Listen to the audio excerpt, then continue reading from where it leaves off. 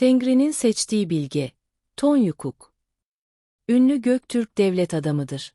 646 yılında Çin'de doğmuş, 682'de, II. Göktürk Devleti bağımsızlığını kazandıktan sonra, Çin'de bulunduğu hapishaneden kaçarak Ötüken'e gelmiştir.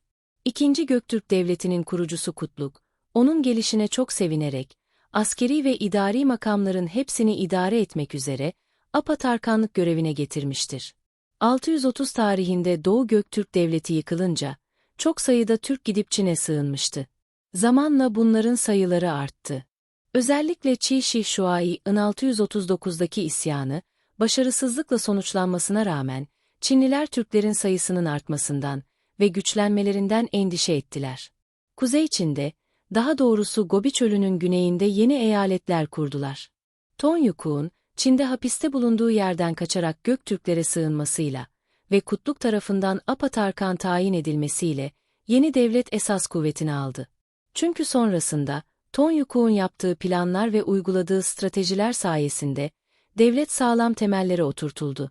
Onun ilk faaliyeti, henüz Göktürk Devleti'nin kurumlaşmaya çalıştığı sırada, 9 Oğuzlardan bir kaçak gelmesi ve tehlikeyi bildirmesi üzerine başladı.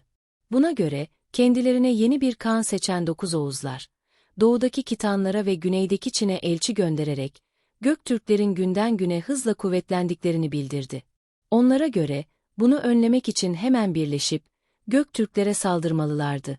Bu haberi duyan Tonyukuk, Çinlilerin, Kitanların ve 9 Oğuzların ittifak yapmaları halinde, düşecekleri zor durumu iyi kavradı. Rakipleri birleşmeden harekete geçti. 2000 kişilik ordusuyla, 6000 kişilik 9 Oğuzları mağlup etmeyi başardı. Böylece, yeni kurulan Göktürk Devleti, Tonyukuk'un yerinde hareketi sayesinde yok olmaktan kurtuluyordu. Neticede, Orhun ve Selenga havalisinde Türk birliği sağlanabildi.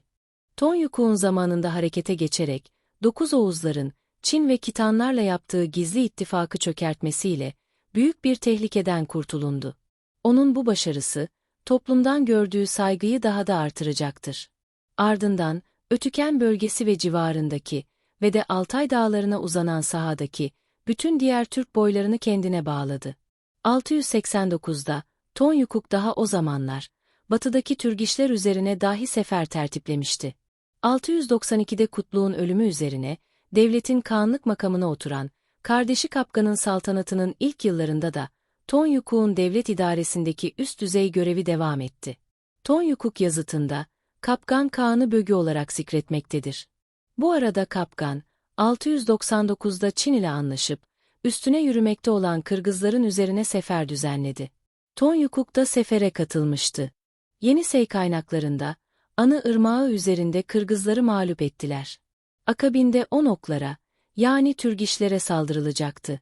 Çünkü onlar da, Kırgız, Çin gibi kavimlerle ittifaka girip, Göktürklere hücum edeceklerdi.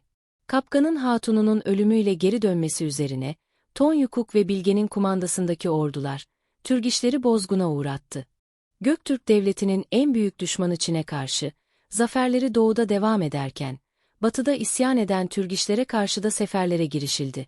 Küçük Kağan İnel, Bilge Şad ve Tonyukuk idaresi altındaki Göktürk ordusu, Altay dağlarını aştı. Cungarya'ya yani Yarış Ovası'na vardıktan sonra, Urungu Gölü'nün güneybatı kıyısında Bolçu'da, Türgişleri ağır bir bozguna uğrattı. Bolçu zaferi neticesinde, Türgişlerin bütün Nuşihpi ve Tuğlu kabileleri, yani Balkaş, İli, Işıkgöl ve Talas bölgelerindeki Türkler, Kapkan'ın hakimiyetini tekrar tanıdılar. Daha sonra Göktürk akınları, Maveraünnehir, Otrar şehri, Arıs Irmağı civarlarına ulaştı. Bu arada Bilge, 700 yılında Tangutlar üzerine sefer düzenlemiş ve çocuklarını, kadınlarını, at sürülerini, bütün mallarını ele geçirmişti. Aynı sıralarda, batıdaki Göktürk akınları devam ediyordu. Yaklaşık 25 yıldır Türkler tarafından idare edilen, Batı Türkistan'daki şehir krallıkları, buralara ulaşan Arap saldırılarına karşı koyabilmişti. Yine Tonyukuk, İnel ve Bilge tarafından idare edilen Göktürklerin batı orduları, Seyhun kıyılarına vardı.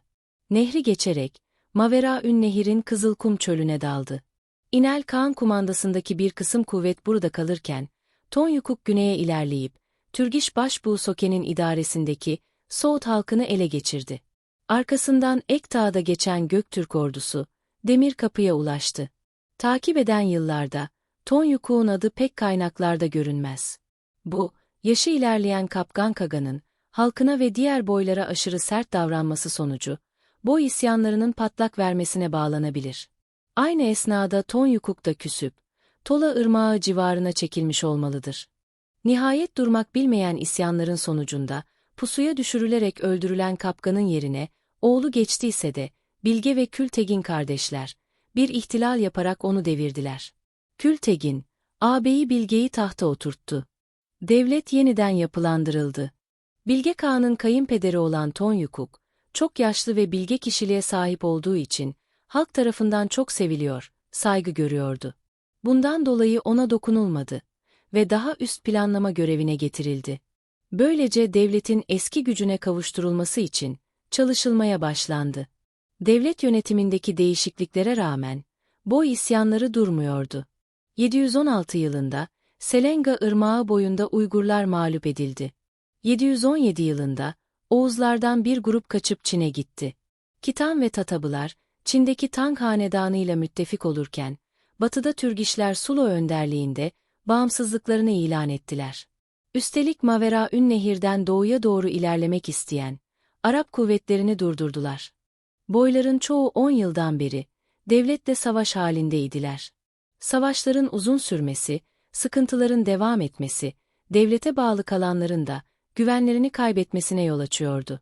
İşte böylesine karışık bir anda, Bilge, Tonyukuk'u devlet görevine çağırdı ki, görevi planlamacı, yani stratejist olacaktı. 717 yılının yazında, Çin'e bağlanan Tatabıların üzerine yürüyen Bilge, onları cezalandırdı. At sürülerini ve bütün mallarını ele geçirdi. Kaçan Tatabılar, Kadırkan dağlarına yerleştiler. Bu arada, daha önce Çin'e bağlanan beylerden bazıları geri döndü. Yine Çin'e gitmek zorunda kalmış halk, orada Çinlileşmeyi reddederek ayaklandı. Ve birkaç mücadeleden sonra, Göktürk ülkesine geri döndü. 718 yılında, Karluklar da yenilgiye uğratılıp halkları devlete bağlandı. İdarecileri öldürülmüştü. Neticede yıllardan beri süren, devlet için Karluk problemi de böylece çözülüyordu. Fakat, Tang Hanedanı'nın imparatoru Hüsün Tusung, Bilge Kağan'ın barış teklifini kabul etmedi. Göktürklerin eski gücüne kavuştuğunu gören İmparator Hüsün Tusung, onları ortadan kaldırmak için büyük bir plan yaptı. İmparatorun kesin kararı savaşmak idi. Shoufang bölgesi kumandanı Wang Chun, hazırlanacak bütün orduların idaresini üstlenecekti. Batıdan Basmıllar, doğudan Tatabılar ve Kitanlar hücum edecek, güneyden de Çin orduları harekete geçince, Göktürk orduları tamamen sıkıştırılacaktı. Şiloo suyunun yukarısında bulunan, Göktürk merkezine baskın yapıp yakalayacaklardı. Çinliler bununla da kalmamışlardı. Kırgızların reisi Kutluk Bilge Kağan ve diğer Göktürk muhalifleri, Kapkan'ın oğlu Sol Bilge Prensi Movtegin, Sağ Bilge Prensi A Şihna Bilge Tegin, Yanşan Bölgesi Prensi Huopa Şih Şihpi ve birçok bey ve kişiyle gizli ittifak yapmışlardı. Bunların hepsi, Çinlilerle birlikte harekete geçmeyi kabul etmişti. Kitanların valisi Li Shihuo, Tatabıların idarecisi Litapu, Basmılların idarecisi ise Altay Dağı bölgesi idarecisi Çumukun Çihmi Çoridi. Çinliler ve müttefiklerinin ordusu 300 bine ulaşmıştı.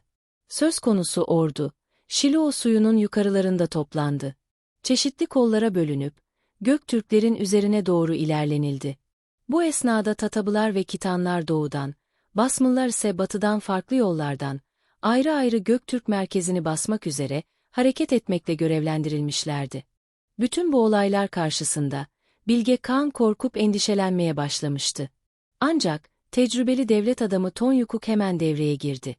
Ve ona, Basmıllar şu an Peiting'de, yani Beşbalık'ta bulunuyorlar. Tatabı ve Kitanlar ise doğudalar. Aralarındaki mesafe çok uzak. Güçlerini birleştirip birlikte hareket edemezler. Huey ve Changchi Heachen arasında anlaşmazlık var. Birlikte hareket edemezler.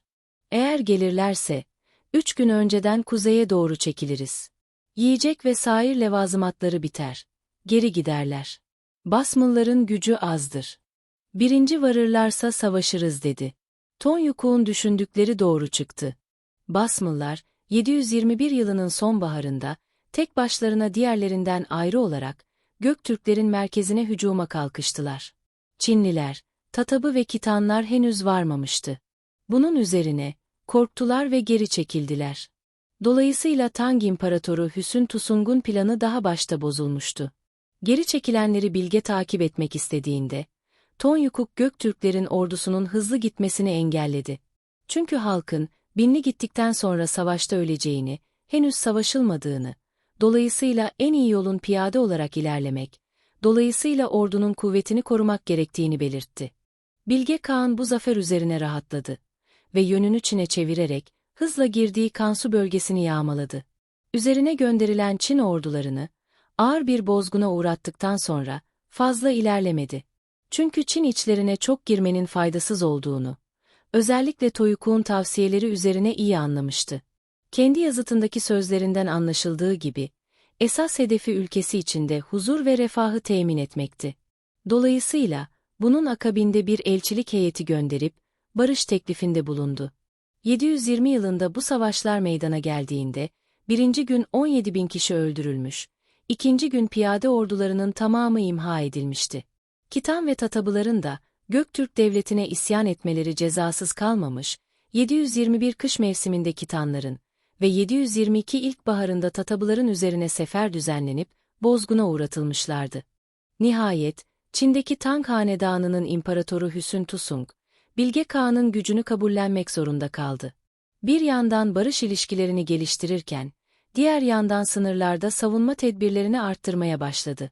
Bu arada, sarayında kendi devlet adamları arasında yapılan müzakerelerde, Bilge Kağan'ın iyi bir idareci olduğu, insanları iyi yönettiği ve dost canlısı kişiliğe sahip olduğu vurgulanırken, kardeşi Kültegin'in mükemmel bir savaşçı, iyi bir komutan, Tonyukuk'un ise çok cesur, yaşlı, bilgili, tecrübeli biri olarak Çin için tehlikeli oldukları bildiriliyordu. Bu arada Çinlilerin gönderdiği elçiyi, bütün ileri gelen devlet adamları ile ihtişamlı bir şekilde karşılamış, ziyaret eden Çin elçisini, Tang İmparatorunun Tibetlilere ve Kitanlara prenses verdiğini, ancak kendisine söz verildiği halde evliliğin gerçekleşmediğini söyleyerek suçlamıştır. Çinli elçi bu durum karşısında, İmparatorun prensesi göndereceği vaadini vermiş olmasına rağmen, İmparator Hüsün Tusung sözünü tutmadı ve evlilik gerçekleşmedi. Bilge Kağan, yine de Çin'le dostluk ilişkilerini sürdürmek maksadıyla, veziri Buyrukçor'u Çin sarayına göndererek, süratleri ve dayanıklılıklarıyla meşhur atlardan sunmuştu. Çin sınırlarındaki askeri faaliyetleri de durdurmuştu. Daha sonra Tibetlilerin kendilerine yaptığı, Tang Hanedanı'na karşı ortak saldırı teklifini, anlaşmayı bozmamak için kabul etmedi. Çinliler de karşılığında, Shufang'da pazar kurarak, karşılıklı ticaret yapılmasına razı oldular. Ayrıca yapılan anlaşmaya göre, her yıl yüz binlerce top ipek kumaş, Göktürklere gönderilecekti. Ülkesi içinde boy birliğini yeniden kurup, huzuru sağlayan Bilge, yönünü Çin'e çevirdi. Büyük çapta yağma ve akın planları yapıyordu. Üstelik yıllar önce gidenlerin, geri dönmesiyle gücü artmıştı. Ancak Tonyukuk, derin tecrübesiyle onu engelledi. Tonyukuk insanların savaşla değil barışla zenginleştiğini, Göktürklerin daha yeni bir araya toplandıklarını, henüz zayıf olduklarını, kuvvetlenmek için en az 3 yıldan fazla zaman gerektiğini açıklamıştı.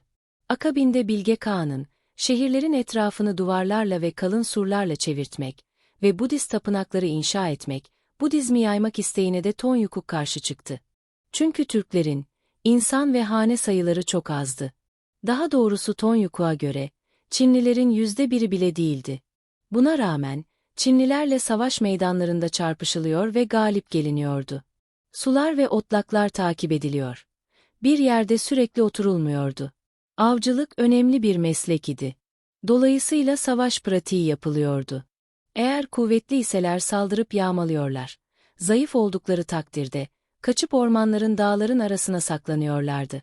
Çinlilerin askerleri her ne kadar çok ise de, kullanışsız ve faydasız idiler.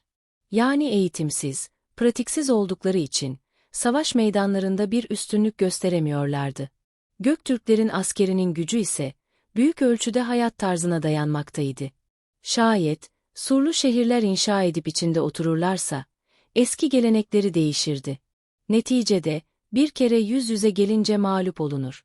Tang hanedanı tarafından ele geçirilirlerdi. Diğer taraftan, ülkede Budizm propagandasına izin verilmesi ve bu dinin metotlarının uygulanmasına gelince, bu dinin insanları zayıflatması söz konusuydu. Çünkü et yemenin yasak olduğu bu dinde, Türklerin yiyecek bulması mümkün değildi. Et yemeyen toplumun, soğuğa dayanıklılık ve diğer faaliyetlerde kendini göstermesi beklenemezdi. Ayrıca Budistler az yerler ve az hareket ederlerdi. Sonuçta, savaş halinde kuvvetli dinamik olmak gerekirdi. Ve Budizm Türklerin savaşçı olmalarını, kuvvetli olmalarını önlerdi. Dolayısıyla, ülkede tatbik edilemezdi. Bilge Kağan onun tavsiyelerini dinledikten sonra, derinden etkilenerek, tekliflerinin ve stratejilerinin hepsini kabul etti. Bilge Kağan, Tonyukuk'un tavsiyelerini dinledikten ve kabul ettikten sonra, Çin'e akın yapmaktan vazgeçti. Üstelik elçi göndererek, barış yapmayı teklif etti. Tonyukuk'a ait kaynaklarda kaydedilmiş son haber, 767 yılına aittir. Bu yılda, Göktürklerin yöneticilerini analiz eden Çin kaynağı, onun planlamacı, stratejist ve bilge olduğundan bahsetmektedir. Türk tarihinin önde gelen bilge kişisi Tonyukuk, Tola Irmağı'na yakın yerde, Moğolistan'ın başkenti Ulan-Bator'un 40 kilometre doğusunda, Nalay kasabası yakınında 2 adet yazıt diktirmiştir. Yazıt, 4 cepheli 2 dikili taştan oluşmaktadır. Birinci taş üzerinde, batı ve doğu yüzlerinde 7, güney yüzünde 10, kuzey yüzünde ise 11 satır olmak üzere, toplam 35 satır yer almaktadır. İkinci taşın ise, batı yüzünde 9, doğu yüzünde 8, güney yüzünde 6 ve kuzey yüzünde 4 olmak üzere, toplam 27 satır vardır. İki taşın toplam satır sayısı, 62'yi bulmaktadır. Yazıtı, Bilge Kağan dönemine kadar, başkomutanlık ve vezirlik yapmış olan Tonyukuk dikmiştir. Metnin yazarı Tonyukuk'tur. Yazıtın, 725 yılında ya da daha önce dikildiği tahmin ediliyor. Tonyukuk bu yazıtında, ilk 47 satırda, İlteriş Kağan ile Kapgan Kağan'ın dönemlerinden bahsetmektedir. Daha sonraki satırlarda ise kendisinden bahsederek, Göktürk tarihi hakkında önemli bilgiler vermektedir. Göktürkçe ile yazılan yazıtlar, Türkçenin en eski örneklerinin başındadır.